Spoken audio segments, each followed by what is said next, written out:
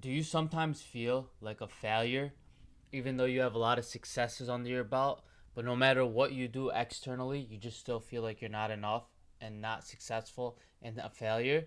Well, if that's the case, this video is for you. So I've had quite a few successful clients, and a lot of times they come to me feeling as if no matter what they do, they're never going to be enough. They just got to keep doing more. They can never do enough to be satisfied with themselves and to feel lovable, and they just constantly feel like they're a failure. Now, the reason they feel this way is because they're comparing themselves to a standard that they can never achieve on their own. So, this was actually something that I struggled with a lot. No matter what I attained, I was never good enough. I would always criticize and critique myself the same way my parents would do to me. And that's exactly what's happening to these guys. There's a standard that was set for them, and this standard could be misaligned to who they are. It couldn't. It's maybe just something that they're naturally not good at or not gifted at, and that standard was set by a parent, or it was like a parent who, no matter what you do, always needs to make you feel like you're just shy of getting there, just as a mechanism of control and essentially abuse. So then, no matter what you do, how good you are, you're gonna constantly feel like a failure because you're always falling short of your parents' approval. So then, as you're growing up, you take this, you take this perspective, you take this voice, and you adopt it to yourself, and you do what you're doing.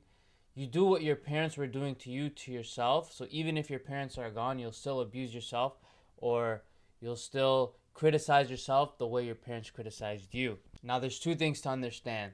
First, if you're criticized on the first time you tried something, well, it's it's a false expectation that you'll be good at anything the first time you try something. I know with me, um, the way I like to compare it is to chess. Like, even though I naturally have a high IQ, chess, there's so many possibilities, there's so many pitfalls, there's so many things that when you that you will just never know without experience. So you would have to see it. You'd have to see someone do it. You'd have to see someone do it to you, or you would have to stumble upon it on your own. There's no way you would just know that just off the first try. And that's essentially with everything in life. So if you're not good at something when you first start, attacking yourself just makes no sense. And saying you're a failure, it just makes no sense. You're just essentially finding a way to criticize yourself. Something else that's important to understand is you are likely judged based on your external circumstances, meaning your worth is tied to what you have externally, your ability, and things of that nature.